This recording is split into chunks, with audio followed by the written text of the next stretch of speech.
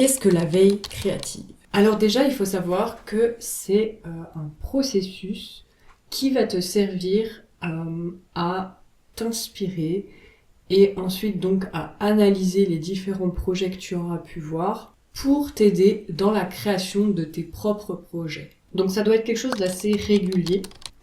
C'est quelque chose qu'il faut même que tu places dans ton rétro-planning tout simplement, que tu dises bah voilà, le vendredi matin c'est mon moment de veille par exemple. Après ça peut être toutes les semaines, tous les jours si tu as le temps. Donc cette veille créative déjà, où on la place dans un projet. Il faut savoir que dans un projet il y a plusieurs phases, plusieurs étapes.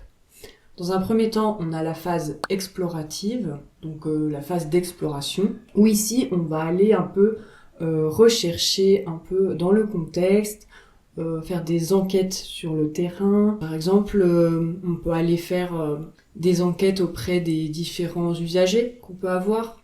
Donc voilà, dans cette phase, c'est vraiment le moment où on va un peu s'imprégner du contexte, s'imprégner de la situation, de la problématique, pour ensuite pouvoir justement commencer à faire ce qu'on appelle de la veille créative. Donc on va aller s'inspirer, puiser à droite à gauche, donc pas forcément dans le même domaine bien sûr. Donc cette phase-là, c'est vraiment le moment où on va poser les bases du projet.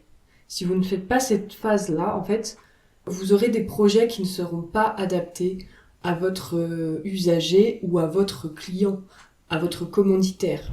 Un petit conseil, c'est tout simplement de regarder à droite à gauche et pas seulement sur son ordinateur ou sur son téléphone.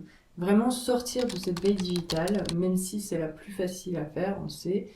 Mais sachez que dès que vous allez dans la rue, vous pouvez vous inspirer, ne serait-ce que des affiches, ou tout simplement aller à des événements locaux qui vont vous permettre de réseauter et de trouver un peu les personnes qui vous inspirent, en tout cas dans votre région.